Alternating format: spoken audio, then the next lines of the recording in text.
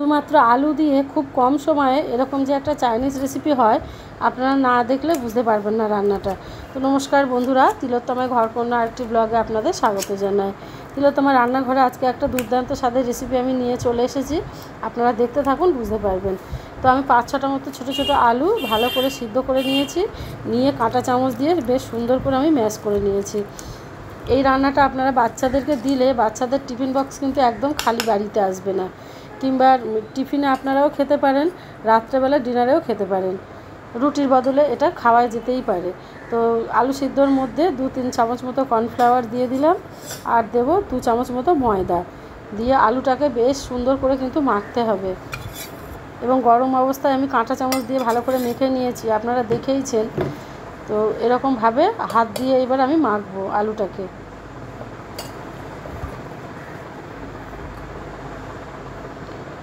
স্বাদ মতো একটু নুন দিলাম ওর মধ্যে, দিয়ে হাত দিয়ে সুন্দর করে মাখতে হবে, যাতে আলু একদম ভালো করে মেখে যায় এবং মাখনের মতো দেখতে হয়ে যায়। এরকম বেশ সুন্দর করে ভালো করে মাখতে হবে এক কথায়। কর্নফ্লাওয়ারটার ময়দাটা যাতে ভালো করে মিশে যায় এবং আলুটা মাখার পরে দেখতে একদম সাদা দুধের মতো রং হয়ে যাবে। দেখুন, আপনারা দেখলে বুঝতে পারবেন। এইরকম একটা রান্না, চটজলদি রান্না আপনারা তৈরি করে রেখেও দিতে পারেন এবং টিফিনে লাঞ্চ বক্সেও নিয়ে যেতে পারেন। খুব কম সময়ে রান্নাটা হয়ে যায়, আর খেতেও কিন্তু ভীষণ টেস্টি। একটা টক ঝাল মিষ্টির একটা কম্বিনেশন রান্না, ভীষণ সুন্দর খেতে হয়। ব্যাস, এবার ছোটো ছোটো করে এরকম গোল পাকিয়ে নিয়েছি, নিয়ে একটা ঢাকনার সাহায্যে মাঝখানটা এরকম একটু চেপে দিলাম। এটা একটা ডিজাইন তৈরি হয়ে গেল। আপনারা চাইলে বোতলের মুখ দিয়েও করতে পারেন এটা, কিংবা যে কোনো ছোটো কোনো ক্যাপ দিয়েও করতে পারেন। তো আমি একটা ওই ঢাকনার সাহায্যে এটা করে নিলাম। সমস্তগুলো একটা একটা করে এরকম করে গড়ে নেব। কতকটা গড়ে নেওয়ার পরে দেখবেন কতকটা যে মাশরুমগুলো যে হয় না, মাশরুমের মতো দেখতে লাগবে, পটেটো মাশরুমের মতোই দেখতে লাগবে। দেখুন, আপনারা এটা পটেটো মাশরুম রেসিপিও বলতে পারেন। তো হয়ে গেছে আমার রেডি এগুলো। বেশ অনেকটা গড়ে নিয়ে চারিদিকে কড়াইয়ের মধ্যে আমি বেশ খানিকটা গরম জল বসিয়ে দিয়েছি। ওই যে গরম জলের মধ্যে আলুর যে পটেটো মাশরুমগুলো যে বানিয়েছি আমি, সেগুলো দিয়ে দিলাম। খুব চটজলদি রান্না একটা, দেখুন আপনারা দেখলে বুঝতে পারবেন। আলুটা প্রেসার কুকারে সিটি মেরে রেখে দেবেন আগের দিনে, পরের দিনে 10 মিনিটে রান্নাটা করে নিয়ে চলে যেতে পারবেন। তো ভালো করে জলটা ফুটে গেছে, এগুলো দিয়ে দিয়েছি, দেওয়ার পরে ভালো করে ফুটিয়ে নেব আমি 2 মিনিট মতো, নিয়ে একে একে ছেঁকে সমস্তটা তুলে নেব। এতে কি শক্ত হয়ে গেছে জিনিসটা। যখন ভেসে উঠবে জল থেকে তখনই বুঝবেন যেগুলো ভালো করে কুকড হয়ে গেছে।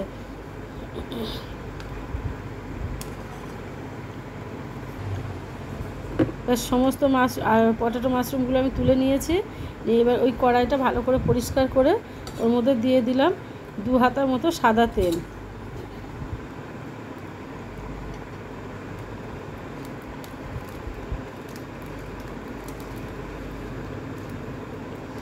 সাদা তেলের মধ্যে বেশ খানিকটা দিয়ে দিলাম চিলি ফ্লেক্স।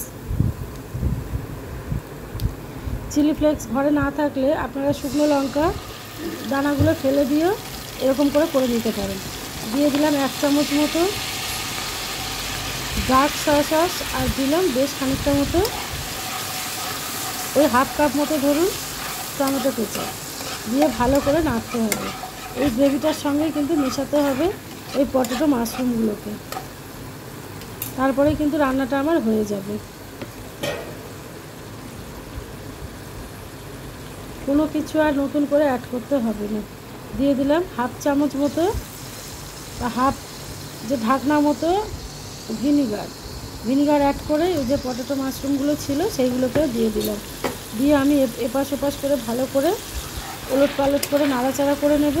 নিলেই কিন্তু আমাদের রেডি আজকে খুব টেস্টি একটা দুর্দান্ত স্বাদের, আপনারা স্ন্যাক্সও বলতে পারেন, আবার টিফিনের পটেটো মাশরুমও বলতে পারেন।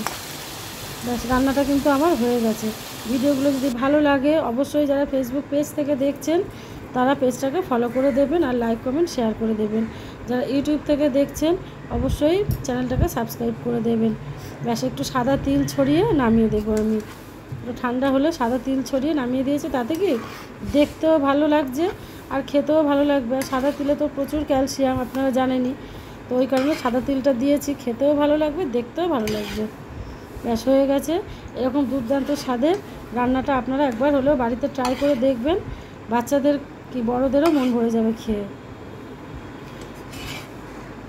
আর বাচ্চাদের ভীষণ পছন্দের খাবার হবে এটা আমি কথা দিলাম আপনাদের।